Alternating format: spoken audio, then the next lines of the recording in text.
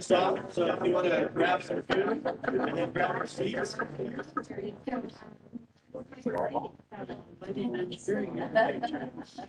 some food and sit where you want.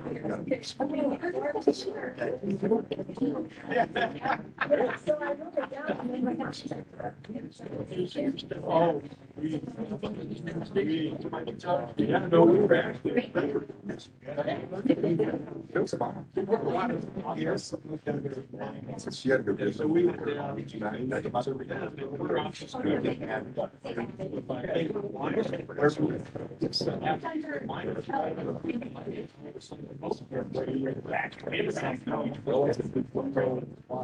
great job. Yeah. All right. All right, so I'm gonna go ahead and kick this meeting off. You. If you go ahead and help yourself to food. Yeah, he's gonna call and I believe. Paul, how are you? All right. So. Foremost, Ben, are we all set? First and foremost, I want to welcome everybody to our Airport Advisory Board meeting. It's been, gosh, I can't even remember the last time we had a live one with people here. So it's great to have a room full of people. We're going to be discussing what's been happening at the airport, what's going to be happening at the airport, a lot of things. This is our first opportunity, so we got some food for the people who are here. And we're going to kick it off with, I guess Phil will do the kind of the agenda to then go to the public comment. So Phil, the floor is yours. Perfect move, right when you take a bite. Yeah. Let's see, who do we have on the phone, Ben? We have a few people kind of just on a regular. I mean, the board wise. I didn't see anyone from the board who's on it. So who's missing here? Help me figure out who's missing. So Randy and Joe. Randy for sure, and just Joe. I think that's. John, Dwight. Yeah, John. Okay, we barely have a quorum, but we have one. Okay. Okay, so I'm right then. Let's see folks there.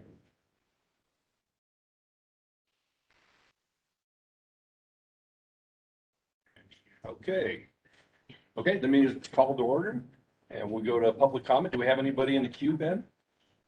Brad Walker online. Okay, Brad, are you with us? He's unmuted. Am I unmuted? Can you hear me? Can you hear me?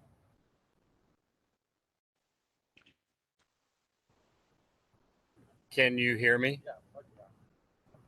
Brad, Can't hear us. Are we muted? I'm trying to. Can you guys hear me? Here. I'm sorry? Now. We can hear you. Okay, you can hear me. You might be hearing a little background noise, and I apologize for that. Can you hear me now? Hey, Ben, can you hear me?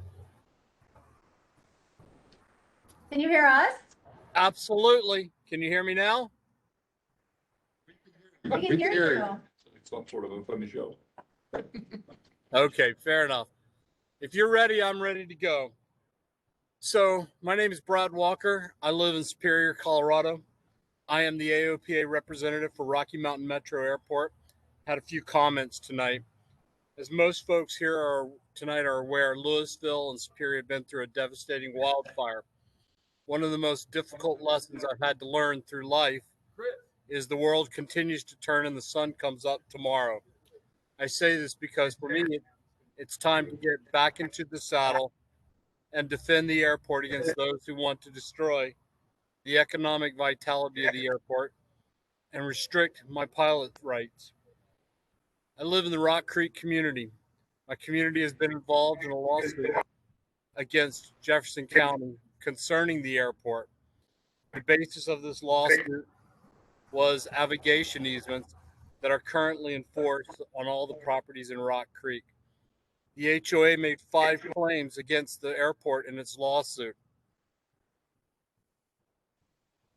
The judge has ruled that 4 of the 5 easements are not in violation, but the judge did rule that airplanes operating out of RMMA are in violation are in violation of a noise restriction in the navigation easement. The judge sent back to the parties to determine which homes are in fact eligible to have the easement lifted. I can't tell you how incredibly upset I am over the action taken by my HOA. In addition, it really pisses me off when someone tinkers with my private property rights. So I encourage you to use all available resources to defend the airport. I strongly hope, as do others in the aviation community, the county appeals this ruling. In addition, I can assure you, from my standpoint, this issue is not settled as far as I'm concerned. On tonight's agenda, there's an item about VFR routing procedures. I know the pilot community wants to be a good neighbor. At the same time, safety is a prevailing concern on takeoff and landing. In addition, any changes have to be voluntary. Mandatory restrictions could possibly be a violation of FAA rules and regulations as well as grant assurances. Any enforcement action would absolutely be a violation and met with strong resistance. So as you go down this path, please be mindful of the actions need to be voluntary and compliant with FAA rules and regulations. I know the pilot community welcomes positive voluntary changes that help reduce the airplane noise impacts. If I'd have known you folks were having a meeting in person, I would have changed my plans. Unfortunately, I'm on a street in Cambridge, Massachusetts. So next month, I will see you in person. Have a good night, and respectfully, Brad Walker. Thank you, Brad. Elizabeth title. Okay, have you unmuted her? Elizabeth, can you hear us? I can. Can you hear me? Yes, we can. You have the floor. All right. Hello, team. Can I call you that? Sure. Okay. Hello, airport advisory members. It's good to see all of you in person and virtually. It's been a few months since your last meeting, I think. Had I known that you were going to be providing pizza and drinks for attendees, I would have shown up in person with Brad. I don't know how I missed that on the email that you sent yesterday about this meeting today, but oh well. Wow, Jeffco's PR machine sure has been hard at work for the past month on behalf of the airport. The article, RMA opens hangars, hearts in support of fire recovery, was not just published in one paper, but in two, and then you got the cover of Broomfield magazine. The picture that accompanied the article was absolutely perfect. The airport director stands on a piece of equipment gazing into the distance. It was a post picture, of course, but it could have been mistaken for a picture taken on December 30th when Superior and Louisville were burning, when airport personnel stood on airport property gazing into the distance, doing nothing to help with the fire. North Metro Fire Station 65 sits on airport property and they didn't help with the fire either. My favorite quote from the article is this one, though.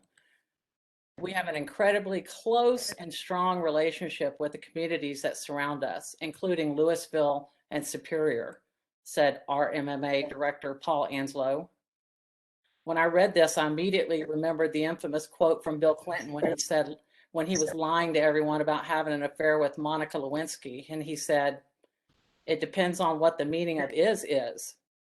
So I guess it depends on what the meaning of close and strong relationship is. If an HOA in Superior suing the airport for violating navigation easements is an example of a close and strong relationship, I guess the article's true. Or if you consider that the most noise complaints made against RMMA are made by residents of Superior and Louisville, then okay, maybe RMMA does have a close and strong relationship with surrounding communities. I guess it makes sense though, turning the focus of the airport is probably a good strategy to distract from the $20 million budget deficit that Jeffco is facing in 2022. The third year of a budget deficit and cutting essential services for Jeffco residents isn't really a very good look for the Jeffco county manager. But No need for RMA to worry about that since an average of 50% of airport operations have been funded by the FAA, not revenues generated by the airport or Jeffco. That's all I have. Okay, and anybody else? That's it virtually. Okay. And the folks that decided to join us in person, anybody have a comment they'd like to make? Can we reserve our comment after we hear what's going on? Seriously. I suppose so. Anybody want to speak now? I think we decided a long time ago that comments have always come at the end. Well, we changed it just because we wanted it not to squeeze out comments if the agenda went long. So you get the comments up front, so that there's always time for the public to have a piece of the agenda. So that's why we changed it. We don't know what to comment about. Okay, that's fine. A lot of people comment without having heard anything in the meeting. You two help. Yeah, People still comment have on my opportunity photo at the on end to cover, talk. whatever magazine. Yeah, we'll see, we'll have some time. Thank you. Thank you. Councilwoman. Thank you. So I'm Tracy Kraft-Dark. I'm a county commissioner. And I hope that you're going to talk about the work that the airport did during the fires.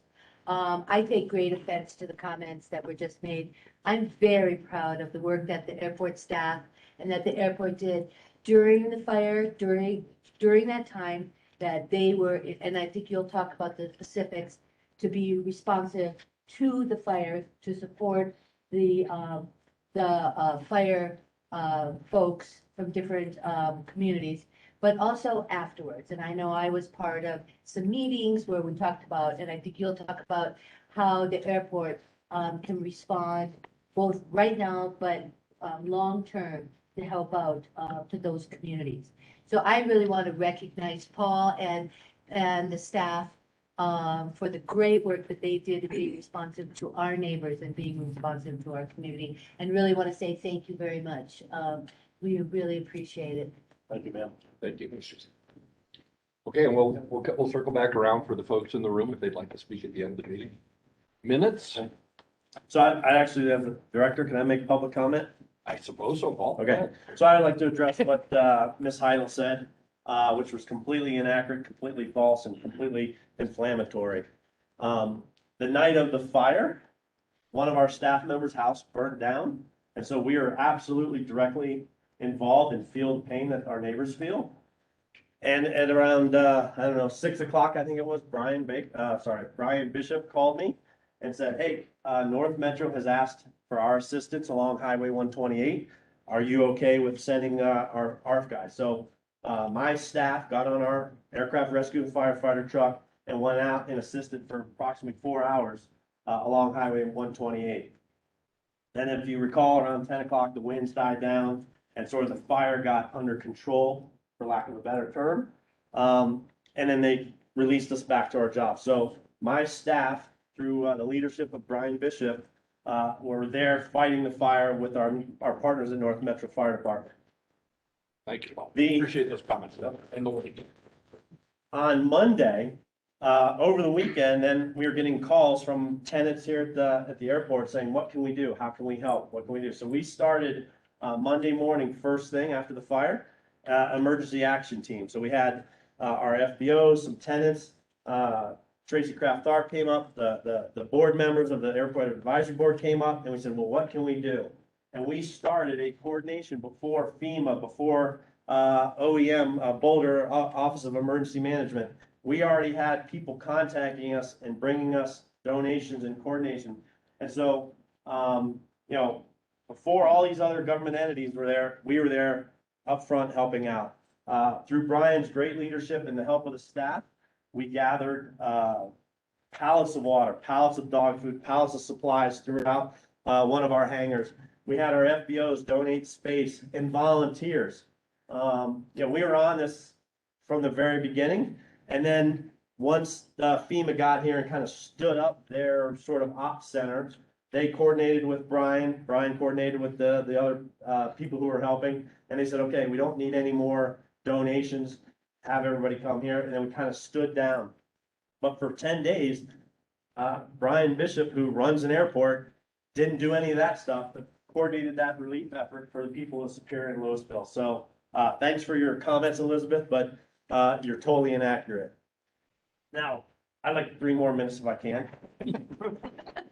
Why not? What I would like to do real quick is, because we have people here in the room, if we could just go around the table. I don't think many of our tenants and members of, our airport community here have met the advisory board. We've seen them online and stuff, so if we could just go around real quick, do a quick introduction to include, Commissioner Tracy Kraftthorpe and Stephanie Corbo, who, is my new boss, and we'll kind of talk about that in a minute. So Jansen, if you want to kick it off. Sure. Good evening. I'm Jansen Tidmore. I'm President and CEO for the Jefferson County Economic Development Corporation. We're the economic development arm for Jefferson County. I'm also a resident here in Jeffco, right over the hill in Candela. So live right here nearby the airport and these impact areas. Very proud of RMMA, proud to get to serve on this board, proud of the work you all did. And I want to continue to echo that, because as someone that was in this area, there was a lot that was done here and it had direct impacts on this airport. Say anything otherwise is just low. Thank you, Paul. My name is Tony Gagliardi. Was a resident out here, brand new on the advisory board. I work in public policy, and I take exception to what was just said a little while ago. Being one of the newest members on the board, and I am already aware of the work that Paul and his staff did during the fires. Hi, everybody. I'm John Marriott. I grew up here in Arvada. I actually got my private pilot license here in the late 90s here at RMMA. I serve on the Arvada City Council. I also serve on the Rocky Mountain Metro Airport Community Noise Roundtable as well. Okay, we say I was like this. I think I know most of you because I'm an original board member. So, and Randy Holiday, who's not with us, still on the board. He's just not here tonight. Also an original board member. But Phil Rosner, good to see you. I have an airplane based here. Like John, other than a couple of decades different, I learned to fly here too when I was in high school. Had a long career in aviation, and now we circle back. But really enjoy the work the board is doing. And you know, it's sad. We hear some comments like that, and we've just become numb to it because we've heard so many of those comments. So I really appreciate your standing up for all the great work that was done, because it truly is a disservice to hear some of that. But we'll move on. Thank you. Thanks, Joseph Ramos. I also learned to fly here. I'm a business owner. I'm real estate in the county. I live in the county. My home's in the county. My hangar's here. My airplane's here. It's been my home too since I'm not here to train in my residency at Denver Health. And I also would just endorse the things my fellow board members have said. It's been a pleasure to serve on the board where people care so much and listen. When Paul called us for the emergency meeting, the morning this happened, we had concern for our own family members, so to say, who lost his home in this. We all know people who live in this community who lost their homes in this. And there was not one iota of political agenda. It was 100% how can we help. And in the difficult tasks we've been put before us as a board, you can never please everyone. And you just try to make the best decisions you can. You know, for whether it's your personal agenda with your hangar, your business agenda with your business, or your health, or whatever it may be, we all have our reasons. And I think that since I've had with working with this fine group of people, it's been nothing but a real sense of balance. I've heard a lot of negatives, heard a lot of positives, and they're all taken seriously. So I'm thankful to be part of this group, and glad to be here. Yes. Well, there's a theme here. So- My name is John Goy, and I'm one of the new board members. Excited to say that in the 80s, I finished up my pilot's license here. That's a theme. And anyway, I have an airplane based here at a hangar over in the Charlie Hindu hangars. Happy to be a part of this board, and I came from Telluride after 20 years and spent 12 years on the board there, and 8 of those as the chairman of Telluride. Glad to be here. Thanks, John. Let me add one comment. The night of the fire, I was texting with Paul. We were discussing what was going on. Our staff member, I told him I have a family member just north of the airport trying to figure out what to do with 14 horses. They ran out of trailers. Their farm was very close to the fire at that point. Paul was offering a trailer to me. We solved it, but so anyway, comments. Right. Hi, good evening. I'm David Moser. I'm a resident of Jefferson County. I live in unincorporated Jefferson County, just west of Golden. And I've been flying airplanes out of Jeffco for the last 25 years. Base an airplane here. Part of my job, I work for Cirrus Aircraft. I am just pleased to be part of this board and support the mission of the airport. Tracy Kraft, County Commissioner representing District 1, which is the north area of the county. I don't have an airplane here. I don't fly and I'm a little afraid. But my husband is entranced, so it helps us connect.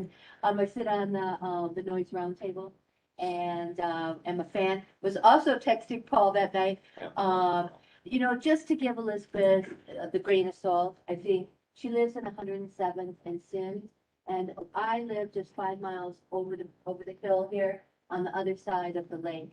And we were in pre-evacuation mode. We had all the stuff in our car, but Elizabeth was in mandatory evacuation. And that if the fire would have crossed 128, that the concern was that 107th and Sin area. So I think we could kind of forgive her. Her experience of that night was very different than the rest of us. I know I was scared. Good. Putting stuff in my car. So thank you all for being here and thank you for everything that you do. And especially you in the purple lanyard. You look familiar. I think you're a hero. I just want to say thank you for all the work that you do. Hi, everyone. I'm Stephanie Corbo, and I am the Chief Financial Officer at the county. I do not fly an airplane, neither does my husband, and I like hanging out with this one. I don't share a pair of Dan. So for me, I oversee all like typical financial services, all of the federal grant money that's coming in through like CARES and ARPA and the new infrastructure bill. And then the airport is new under our team, starting last month in January. So this is my first meeting. Great to meet you all. Really proud of the airport and everything that we hear about it. Super sorry that we have to take things that are happening that people are upset about and really attach it to something that was really positive. So I do appreciate the team and all the positive work that you've done to help support that. And I know that we've shared enough comments. So nice to be here. Thank you. Stephanie, don't sit down if you can come up here. He's got a check for you. Got a check. Not a check. He paid me to say that. Yeah. So many of you know Jeannie Rosilian, county employee of 37 years, was in charge of Division of Development and Transportation for I think 15 years, quite a while. Retired. And so when Jeannie left, they moved the airport under Stephanie. And Jeannie was a great boss and I really enjoyed working for her. But in the short time that I've worked with Stephanie, she has impressed me so much. She gets what an airport is supposed to be. She gets what we're trying to do. And so as a small token of our appreciation, I've got a little bottle of wine. And the nice thing about this bottle of wine is it's actually engraved with the Rocky Mountain Metropolitan Airport logo on it. So that is from our staff to you. And we thank you so much for being the amazing boss that you are. And we look forward to many, many years of success. Likewise. Thank you so much. Thank you. And not to be outdone, ma'am, could you come up here? Am I the man? You are the man. You're the only man. You get a cheese spray or something. What do you want? Charcuterie board. Won't you stand there? So again, for many of you may or may not know, this is Commissioner Tracy Krafthar. She's the commissioner for the first district, which is the airports district. And basically she is what I call my commissioner. We started out on the noise roundtable and really got to know each other. And we started to kind of figure out how this all works and how the noise and how the growth and how we can make it all work. And again, the support that you give me personally and the airport, ma'am, I cannot emphasize enough.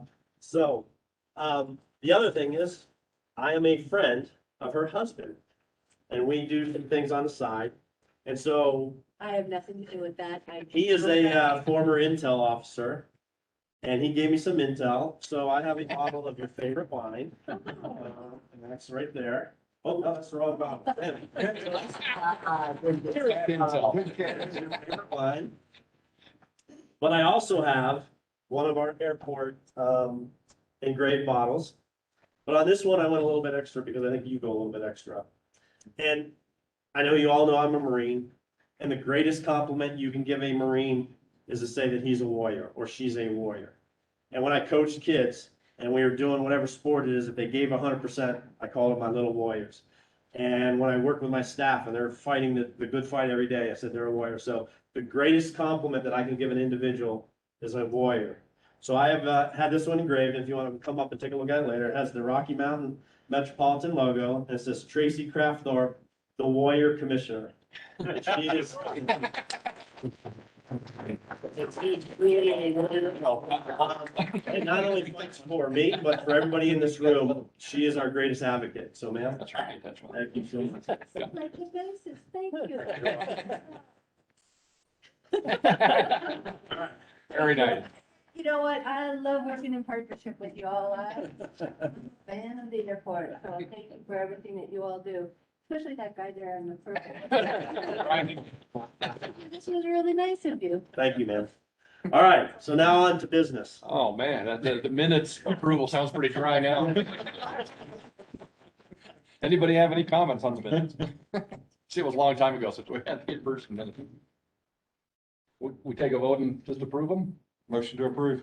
Second. All in favor? Aye. Dissent? No, we're okay. All right, on to the business items on our agenda tonight. Paul, is that primarily you? You're gonna That is primarily, give us the update? primarily me. Okay. So originally, we were just gonna talk about our CIP, which is our capital improvement plan of projects that are funded by the FAA. But because it had been so long since we had sort of a real meeting with people, we kind of beefed it up at the last minute and said, we've been doing a lot of things for basically 2 years while COVID's been going on.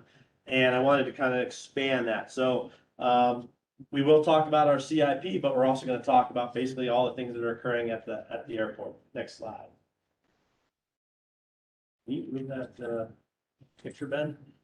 Long story short, through COVID and out of COVID, we have continued to grow, continued to prosper, and we've eclipsed the 200,000 operations mark. As you can see from 2016, 2017, we've had 10 to 12, 14% growth per year, which is good for the airport. It creates staffing for the FAA tower, fuel sales for the airport. And so we're very proud of that, again, who knew when COVID hit, if aviation would even survive, but excuse me, not even to survive, but to thrive is excellent. And that's due to, again, a lot of people here in the audience.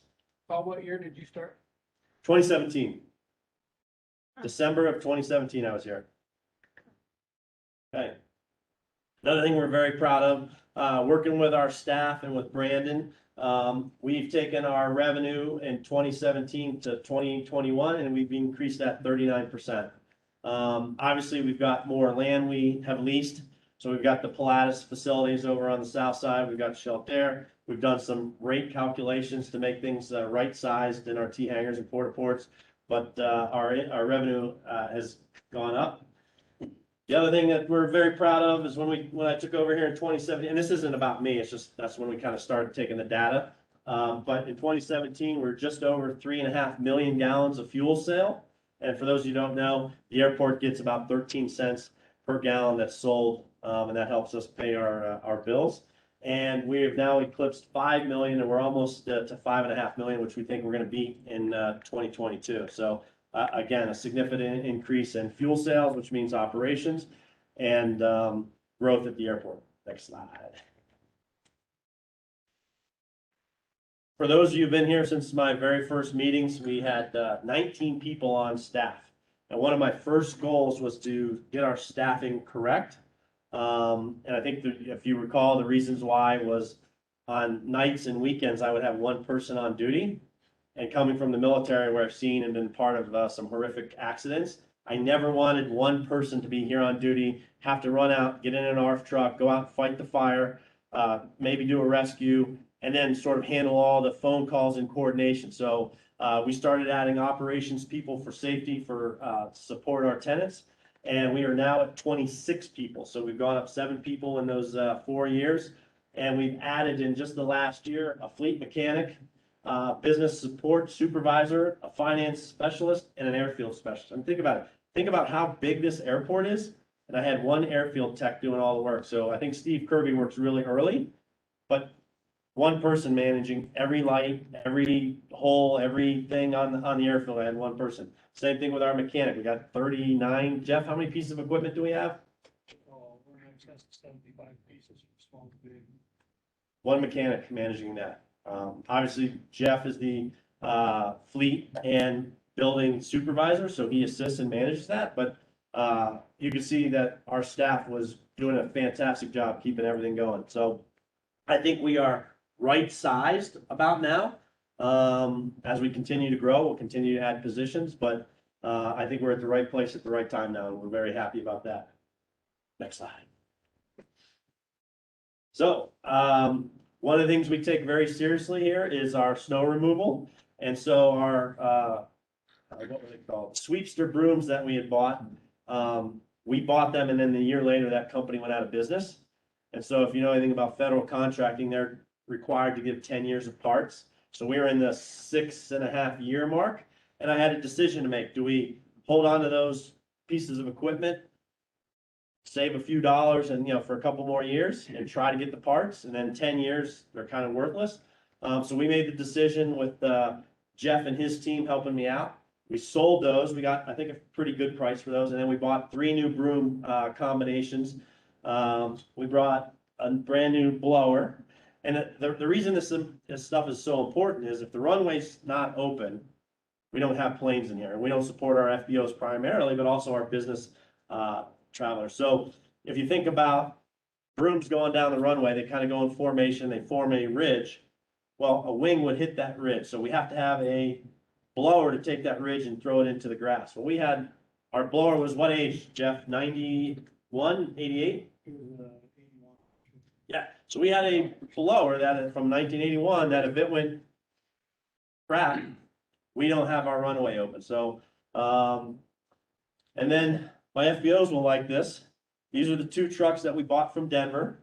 We use FAA and CDOT money. So the first piece of equipment, we get 80% reimbursed. And then I think the second piece is 50% reimbursed. And we bought those solely for the purpose to support our FBOs and our flight schools and our ramps. And what we do with those is we actually hire 2 temporary workers who come out during snowstorms and keep our FBOs open primarily because that's who's really flying in bad weather. And then we get into the ramps of our flight schools and our businesses. And we actually had a discussion yesterday. We may be buying another one of those because when we have these bad storms, it's hard to stay ahead of them. And when you get an 80% reduction of the cost, it kind of makes sense. So, let's see, and then Brian, how many years did we fight for a ARF truck? 4? So 4 years we worked with the FAA trying to get a replacement ARF truck. We have an ARF truck that's here, but it dated out. So the FAA says it's no longer qualified to fight fires, even though it runs perfect, everything works.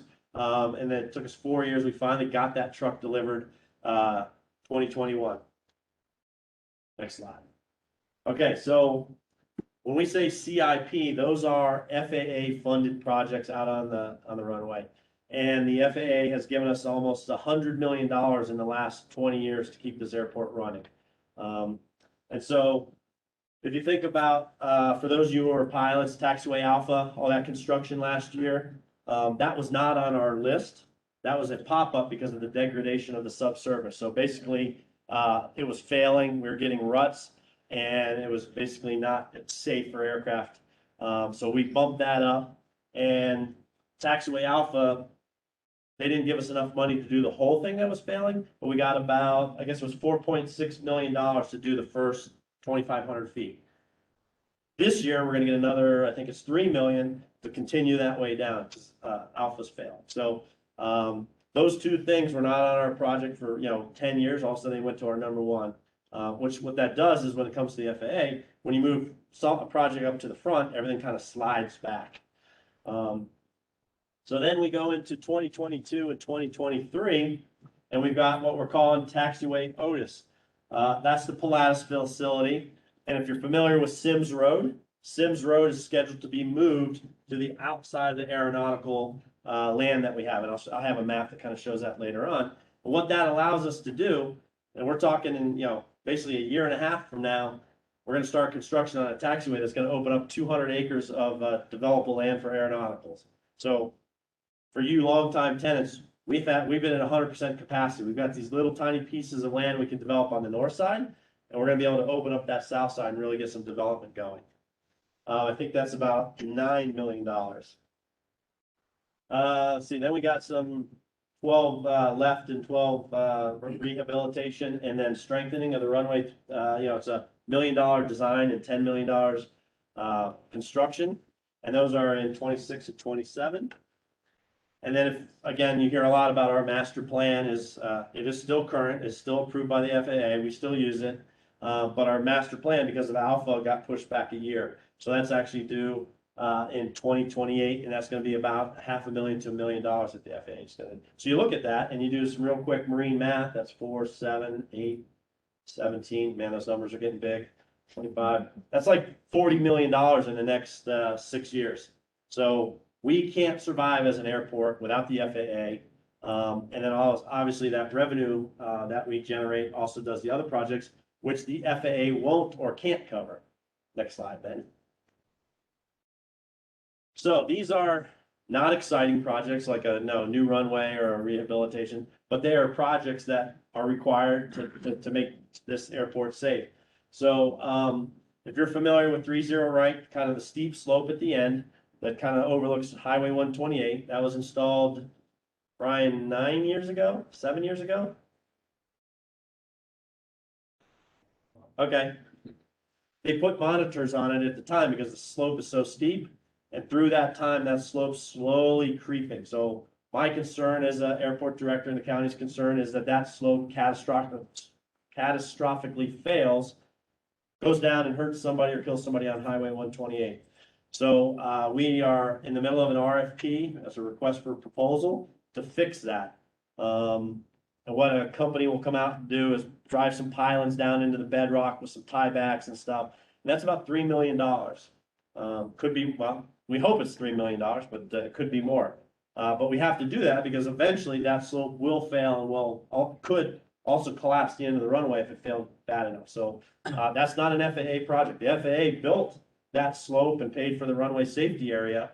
That was 15, almost 20 years ago, but they're not going to pay for the fix. So that's money that the airport has to pay for. Our ramp pavement rehabilitation, if you recall from, God, it just seems so weird, like 2 years has gone by and we haven't had these discussions. When I first got here, there was no plan whatsoever to rehab the ramps around all the hangars. And so at the time, we started $100,000 a year. We did it, I think, for 3 years. And then when COVID hit, we cut all of our expenses because we had no idea, what rent was going to be coming in, what fuel was going to be coming in. We kicked it back in 2021. But what we realized is it's not enough. Our asphalt is failing around the airport faster than the $100,000 budget that we have allocated. So we bumped that up to $500,000 a year, every year, to try to catch up and then ultimately get ahead of the asphalt that's failing around the airport. Basin 160 is basically a stormwater basin. And to be able to allow Pilatus, who have been around here, you see their phase 2 is going up. They've got their main facility over there. They're building a paint shop. To allow them to do it, Mile High, Matt, is it Mile High Drainage? Oh, yeah, flood control. Yep, flood control said, well, you've got to update this outlet in Basin 160 to allow for that runoff and stuff. So that's a $600,000 probably. Matt's going, yeah, probably more. Yeah. And what that does is that's a cost that the airport bears so that we can develop on the south side. Not only Pilatus, but then as we continue to do that, off on Taxiway Otis, and we build that whole area. Well, Paul, is that a project that you're getting matching funds from Mile High Flood District to do, or are they acting just as the? I think the approval, Matt, what's the term? I get there's. Yeah, they're a review approval agency. Right, but they're not contributing matching funds to the construction. So, Basin 300 and riprap control, repair. Over on the other side of the airport, they put in riprap, and for those of you who aren't familiar with that, that's kind of like big rocks covered in cement, and it keeps the water out of the dirt, kind of floods through and controls it. when they designed it and or built it, I'm not sure, but they used sandstone. So what we have is concrete with holes in it because the water that goes across it wore down the sandstone, and then it goes below, and then it takes, the reason you do that is to keep all that dirt and sediment from flowing down into the storm sewers. We have these giant holes that's going out. The other portion of it, the Basin 300, is they built a sort of like, I would call it a retaining wall. Matt's shaking his head, that's not the right term, but like a little wall that's supposed to slow that down.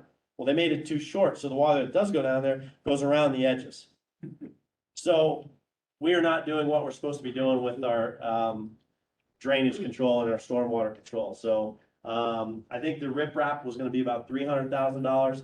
And that Basin 300 is actually over $1 million, and we're hoping to get ARPA funds for that, because we run out of money. We don't have enough to do everything. So we applied for the American Rescue Plan Act funds to, actually we asked it for Basin 160 and the Basin 300 jobs, because they're just so expensive. We'll see what happens. But at a minimum, the airport committed to the county and to Mile High Drainage that we would upgrade 160 so that we could let Pilatus continue and build their facility. Next slide. Okay, development. We've been talking about development for quite a while. Next slide. Many of you may recall that the board members previously had worked for about a year, maybe 18 months, and created a what's it called? Development framework. And what it did is laid out the airport and where the highest and best uses for that land around the airport would be for development. Because we get people calling us all the time saying, hey, I want to do this or I want to do that. And we're like, well, does that make the sense to put that location, that, hangar or FBO or whatever it is in a certain area? After we completed that, then the airport hired a consultant to kind of go deeper. And we took that and we created a strategic business plan. So that talked more about the finances and kind of laid it out in a little more detail so that when we do get a proposal, we have a scoring matrix and we can look at it and say, this really fits in what's the best and highest use for the airport, or maybe it doesn't. Maybe we don't want that project. And it also gave us the leeways for emerging technologies, air mobility, the drones that will be like your personal taxi, things like that. It allows us to kind of contemplate how those fit into the growth of the airport. Because one thing you want to do as an airport director, as an airport, and an airport advisory board is grow the airport smartly. What we don't want to do is put our big corporate hangars in the back and our smaller T hangars in the front, and an FBO that's out of the way that doesn't meet its customers' need, and MROs up on the runway, they should be farther back. So there's a lot of things that the developmental framework and strategic business plan allow us to lay out. And this is just one of the diagrams that they laid out, our consultant. There was multiple pictures and multiple diagrams, multiple layouts that talks about that 170 acres. And there's taxiway Otis out there. So as we start developing it out to the south, how we could lay that out. Now, again, we are market driven.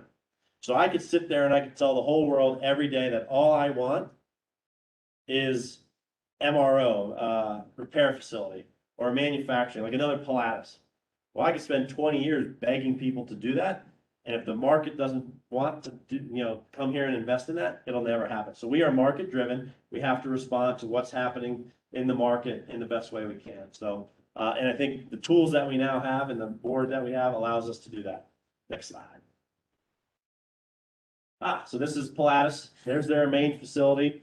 And it's interesting, for those of you who don't know, if you ever get a chance to take the Pilatus tour, it's fantastic. It's like an operating room.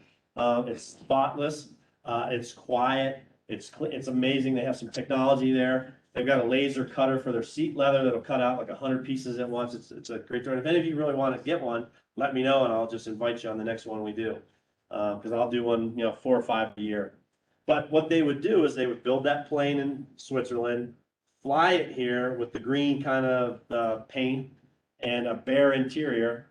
And then their customers come and they sit down with the books and they go, oh, I really like the, Joe, what color seats do you have? That's nice. Yeah, I want the gold plated clock on the wall and I want the marble and I want this cabinet, I want this carpet, and you lay it out and they do it. And then they take that plane and they fly it away to go paint. creating more operations and more time delayed for the customer to get the final product. Right now, once that building is complete, all they do is tow a tractor up to that, tow that plane around into the paint, and you get your custom paint job. So save them time, money, and fuel sales and all that stuff. Very excited that Polaris is expanding over on the south side. Shelter, I'm sure you guys have all seen the giant arch there. That's their terminal, which won the AIN, is that correct, Craig? Yep. AIN FBO of the year. And they built their first 30,000 square foot hangar. That's hangar A. And if you've been around the airport, you can see they're actually under construction on hangar B, which is a mirror image. So that'll be 60,000 square feet of hangars that has been built. They're also starting, and I think they're in the planning phase right now, Craig, hangar C, D, and E, which is next to Leprino's hangar in that open space along Airport Metro Way. So there's going to be another 20,000 square foot hangars in there, right along Airport Metro Way. So, continually growing, making this a better airport the best way we can. Next slide. This is pretty cool. And if you get a chance, I think it would be great. So Tori sent me this, Tori from Signature. One of her employees built this motorcycle. And if you guys used to watch the show back probably 10 years ago, Orange County Choppers, it's a tribute to the military. And it is sitting, correct me if I'm wrong, Tori, in your lobby right now for one more week.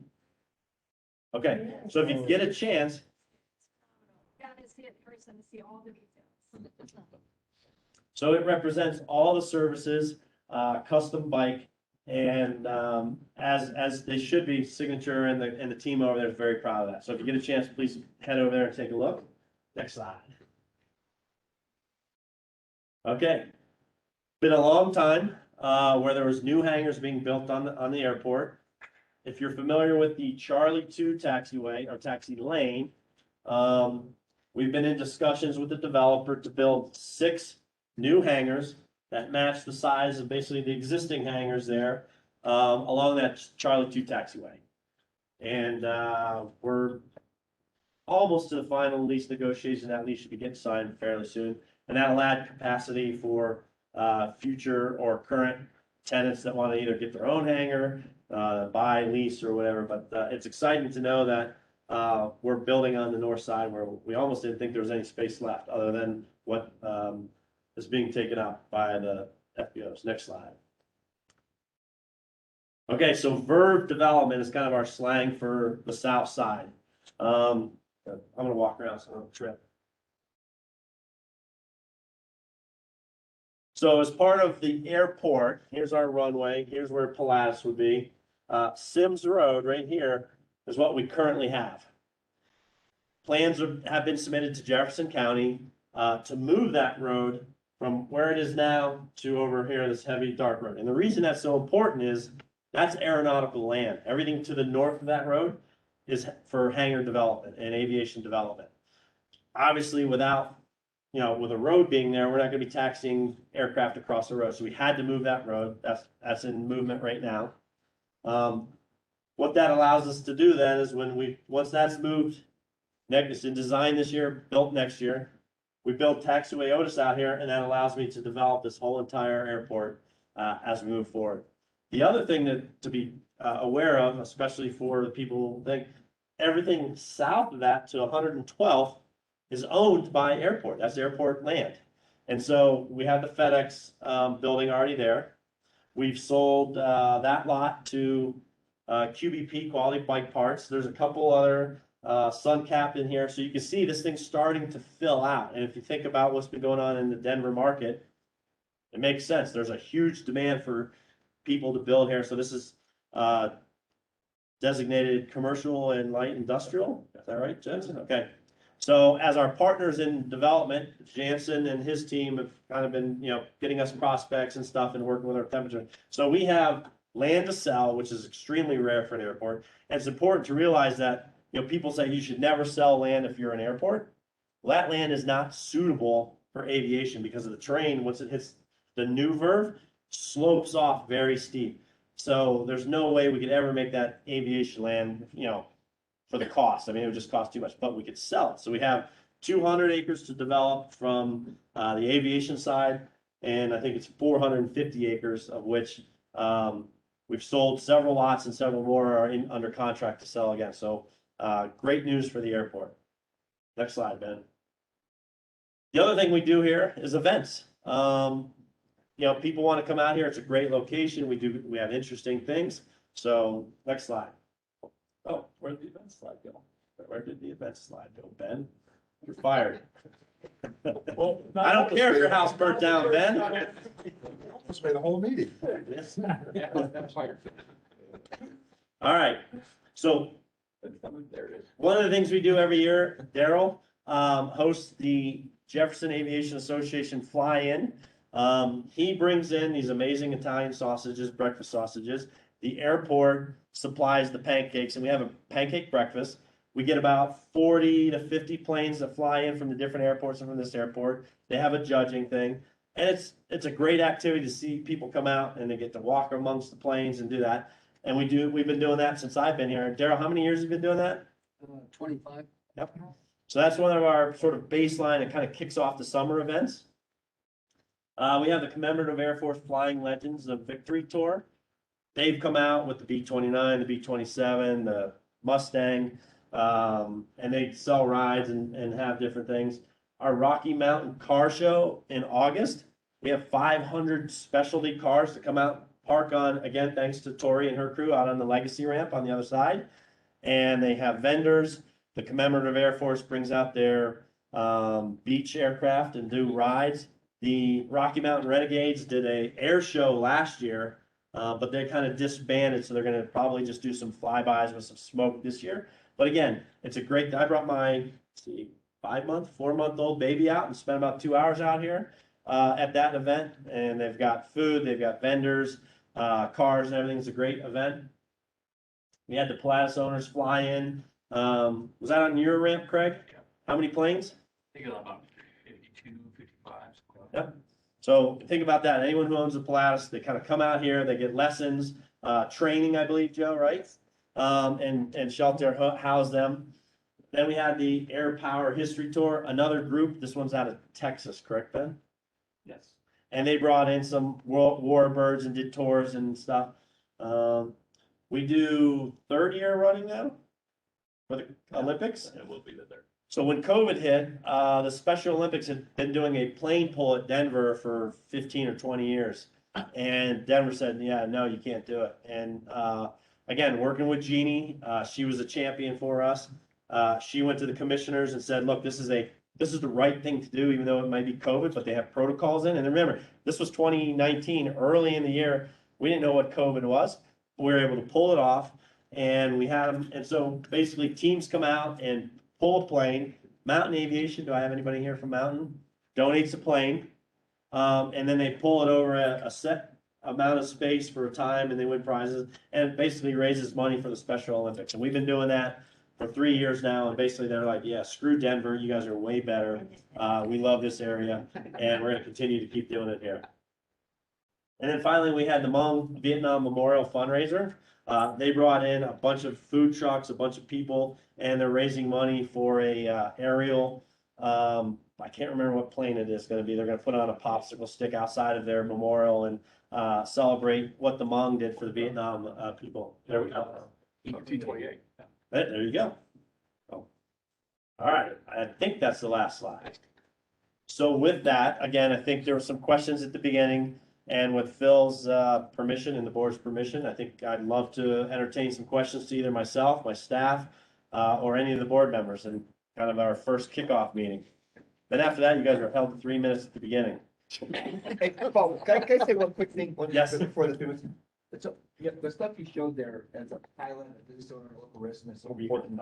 And here's an example. Since last week I flew out to Arkansas, and an ice storm came across, and the runways are covered, and it's locked in, and I got my airplane out there, and I'm like, hey, when you guys can clear the runways, they're like, oh, we don't do that. You know, this is an airport with 2 FBOs. It reminds me very much of our airport. It wasn't like I was flying into Podunk nowhere. Do an instrument approach in there. It was, we don't do that. So like, how do I get out of there? Like, well, it'll fly out sometime. I said, well, I looked at the temperatures here, It's gonna fly out in like 5 days. We're like, okay, we're gonna fly out in 5 days. So I stayed there, I think, 6 days. And I'm flying out of there over this. Now, here's the difference from there and here, our operations and your staff. And this is where I'm going with this.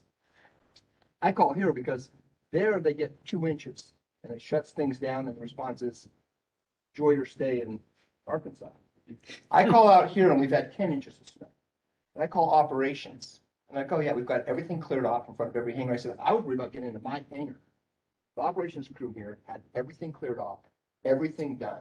I flew into here in disbelief after, I mean, literally 5 times more than what they had out there. All that other stuff, the place to function and be a part of an airport like this and this staff of what you guys do.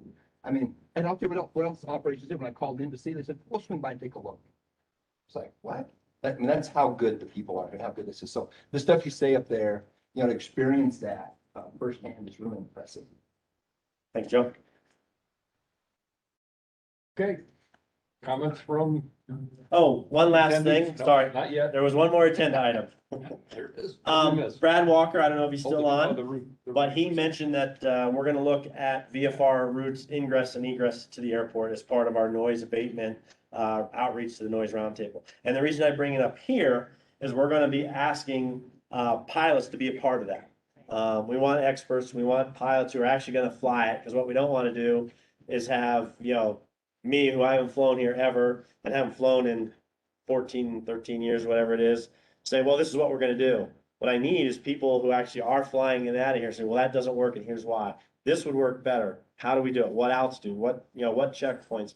And what we wanna do is, have that professional outreach. So as we go forward with that, VFR routing, like Brad said, it's gonna be voluntary, it's gonna be collaborative, that all the pilots and the businesses and the flight schools and air traffic control staff will be part of that, so we can actually have a product that will hopefully work and alleviate some of the noise for our neighbors. Because we do have a very close relationship with our neighbors. Well, and everybody wants to do what they can. Yep. So let's find the right method. All right. Okay, good, good, Good, good. What you did not mention is the president flew in here. that is Oh, correct. that's true. I mean, come on.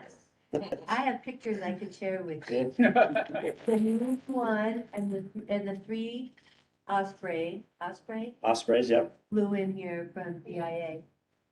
4, War Osprey and Marine One. it was the coolest thing. And so they took the president away, and then we got to go out on the runway and got to go in the Osprey and got to they opened up the doors of Marine One. So to be able to look inside Marine One, it was very cool. It is cool. I guess we're ready for the general public now. Go ahead. Understand spec, sometimes referred to as trouble. Maybe so, I'm proud of that, it is. I'm the hangar owner over here on the east side. I'd first like to comment to the lady that called in tonight. For a number of years, I was an urban and wildlands fireman. That period of time, were 5 times I thought I was gonna die in a fire. My guess is if that lady had ever been a firefighter, she wouldn't have made the comments that she made tonight. There are other things into putting out a house fire. Human lives are at stake. Okay, being a tenant of the airport, I was trying to ask around a lot of the other tenants what some of their concerns are here at the airport. The one concern a lot of people have right now is something you didn't mention, Paul, about a proposal, maybe further than a proposal on the south side for a GA, and I've heard the term country club. We would like to hear more about that because we understand that the hangar prices are going to be exorbitant, and no way can people that are being moved from the present GA hangars into something of that nature. I've heard figures of over $700 a month. And we're concerned about that because I know we've had discussion before about GA gradually being pushed out of this airport.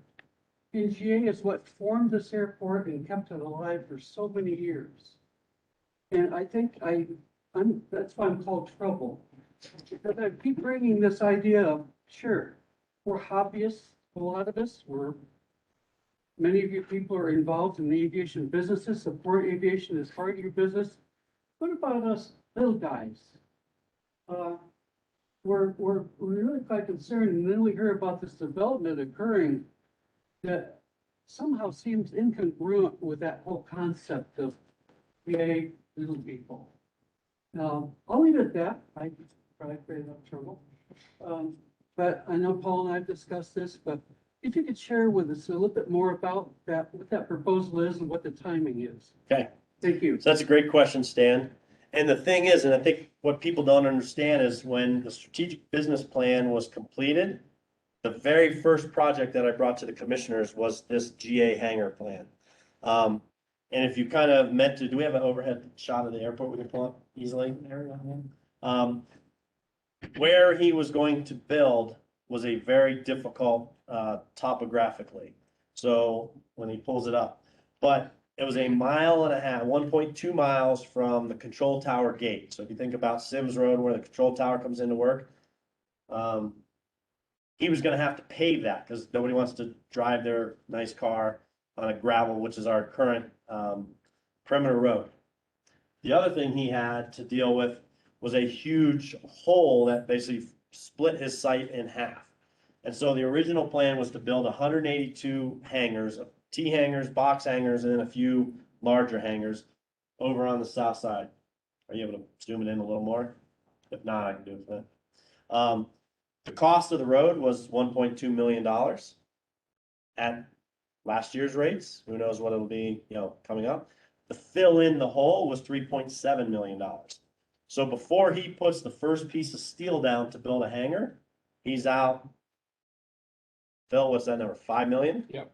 Almost Somewhere $5 million. So that's, here's somebody who's investing his own money, then has to try to figure out how to recoup that. So that's the cost.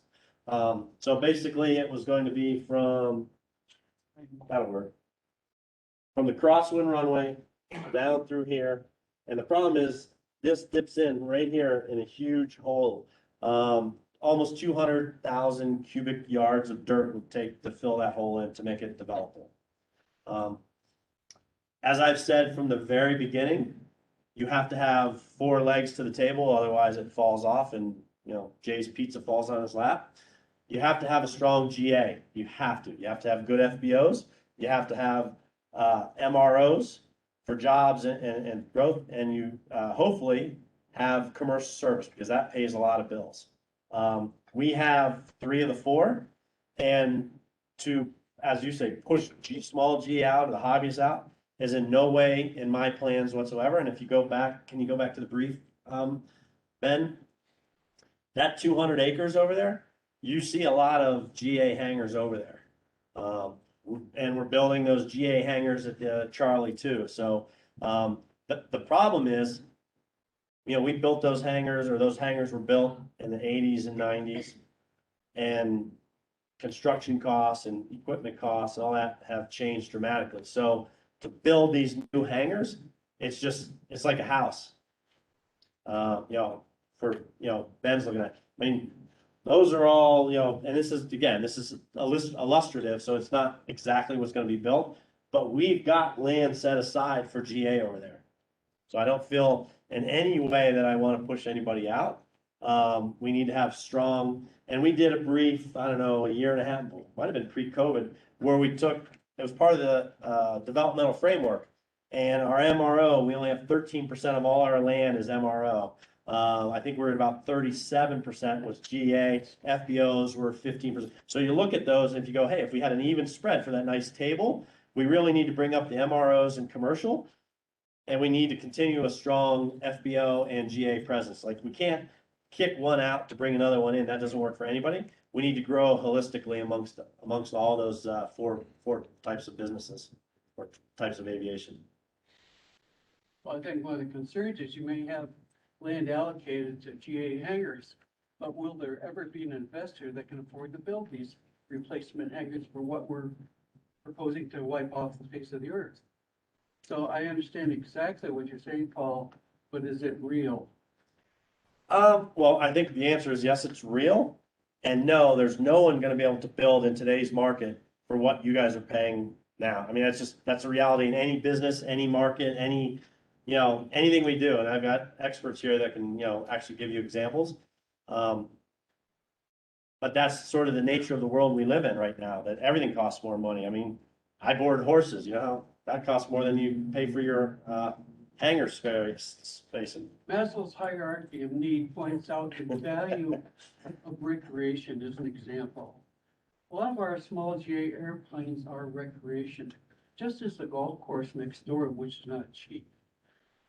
So if we look at humanitarian issues along with economic, financial, business issues, recreation is a very important part of that Maslow's hierarchy of need. Absolutely.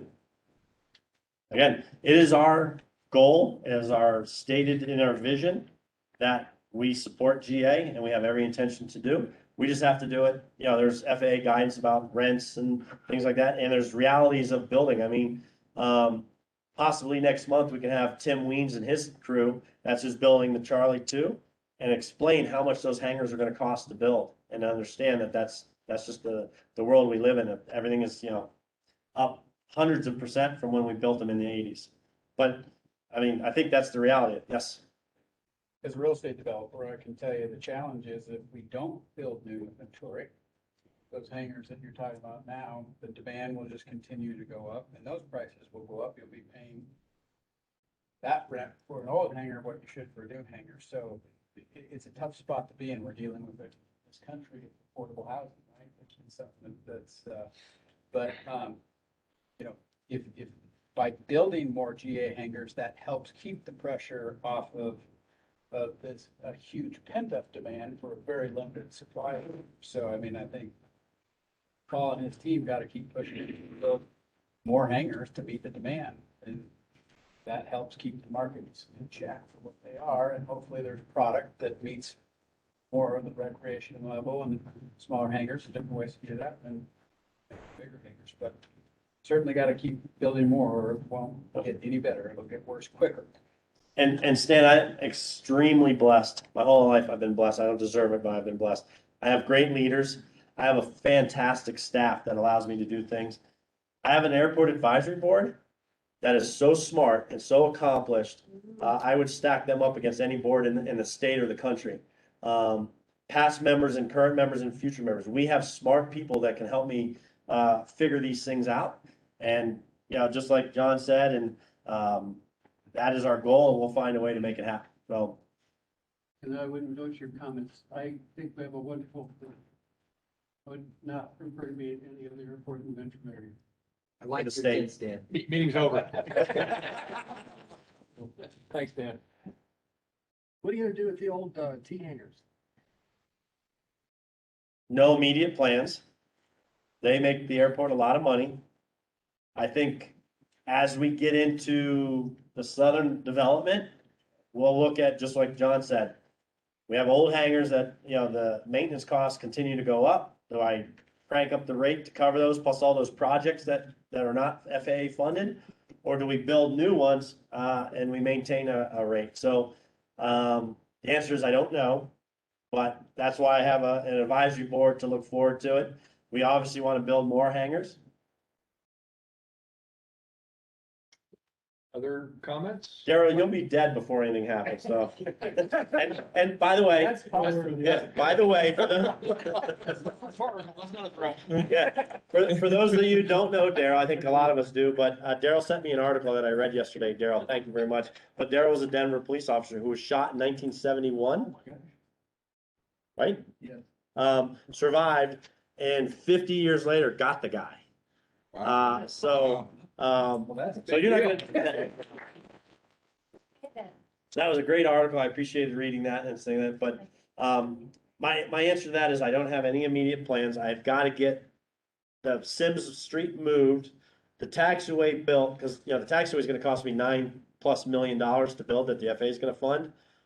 Then I can say, okay, we've got land over here, we've got land over here. How do we lay that out, and who develops it, and how do we develop it? But we have zero open hangars. We're at 100% occupancy in every office building, every locker, every tie down. Everything we own on this airport is rented. And our wait list is over 600 names long. People want to get here. So I have to build. And eventually we're gonna find new places and more places to build T hangars. And at that point, I'll use the advisory board to help guide me about, do we continue to sort of stick these T hangars and try to last another 5 or 10 years? Or do we tear them down and build new stuff? But that's a while away. So, what Stan brought up here about trying to maintain, rental rates that are affordable for little guys, if lack of a better term. Is there any consideration of perhaps some kind of a dual purpose thing? I mean, hangars, the top of a hangar is basically just a big flat area that keeps snow, rain, and wind off of airplanes. So how about covering them with solar panels and using the revenue of power generation to offset the actual cost of, the thing? That's a good idea. I know there's some issues with the FAA and solar panels and refractivity. Matt, give me the correct term, but the sun hits it, flies up, blinds the pilot, so we have to do studies. But I will tell you, the DoD mandated that any new building on a DoD base had to be, what do they call it, net zero or energy zero. And so when we built the new terminal in Hawaii, all the parking garages had solar. So that's actually a nice idea and a great idea. Doesn't really have a lot of power needs, right? So Yeah. if you cover them, all the excess, you're gonna have a lot of. Yeah. I appreciate the comment. Yeah, it's a good idea. Others? Is there anyone here from Shelter? Yeah, right behind you. Okay. In the future development, specifically between Loprino and the other commercial hangars over there. Right. I heard initially when they were talking about developing the whole area that they might put in a second floor restaurant in one of those buildings that there again would take, that beautiful view of the Rocky Mountains and then someplace people could fly to go to out to eat or. How much are you gonna pay for a hamburger? I don't know. Yeah. Yeah. No, unfortunately, yeah. Well, they talked about it at one time. Yeah, unfortunately, I think, and I don't know if it's height restricted in that area potentially, but at this point, there's not any plan. It's hangars that will have about 18-foot door. Would anybody on that?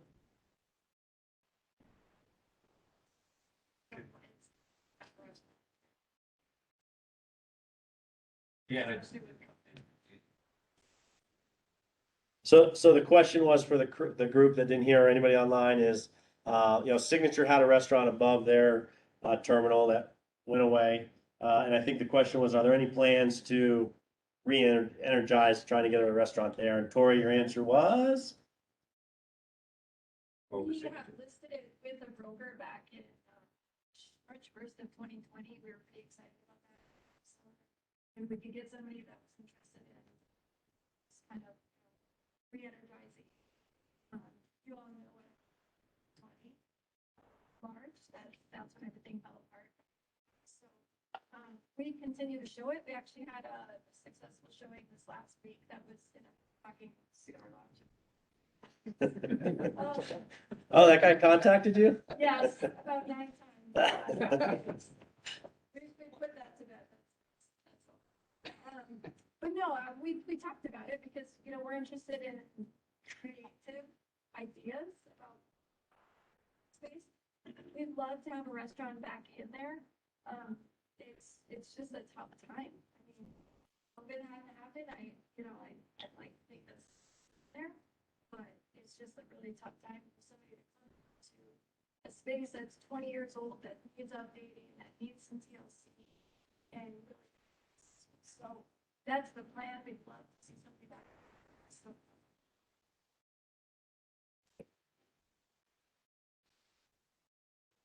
I have another question. Before you go, Stan, anybody else before Stan? Well, Brian, you've been offended, you're leaving? Okay, go ahead, stand up. Before the 28 economic downturn, the county commissioners, one is specific, had offered that perhaps there might be a spot where some nonprofits could build a hangar, including a kitchen and things like that. I think there are 5 nonprofits, interested in that, including EAA, Kent Antiquers and other people like that. Would there be any provision nowadays for something like that to occur? Anything's possible. Again, I think the problem would be, we as an airport have to give everybody the same rental rate, even though you're a nonprofit. Our grant assurances say, I can't give you a sweet deal and then charge somebody else more. So, but that's your low cost, really. The lease of land is not a lot of money. But to build something, you're probably talking in the millions of dollars. I mean, if we had an organization or organizations that wants to do that, absolutely come on in. I have a developer coming tomorrow. I have no idea what he wants to talk to me about, but he's coming tomorrow from Texas to talk about putting something out here. So if you have somebody that wants to put something together and you have a place in mind, let's talk. I mean, anything's possible.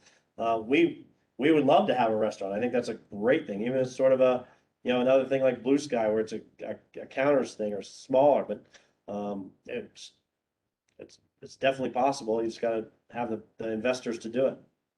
Unfortunately, in those days, we had some donors that were going to support the whole effort. And of course, with the downturn, that went away. I'm just thinking long term, there might, these 5 organizations, like the Antiquers, have a lot of money. We could rent out space for banquets and different things like that, aviation oriented, non-aviation. Senior proms have been held out here at the airport. There's a lot of need or possibly usage for a kitchen and banquet facility like that, as well as a hangar where we can teach young people how to rivet, weld, and all these other things that we as EAA in particular like to do. And that's why I like to keep this on the table as something to think about long term. Good thoughts. I would talk to this woman, right, they were behind me, I thought we've got a restaurant opening.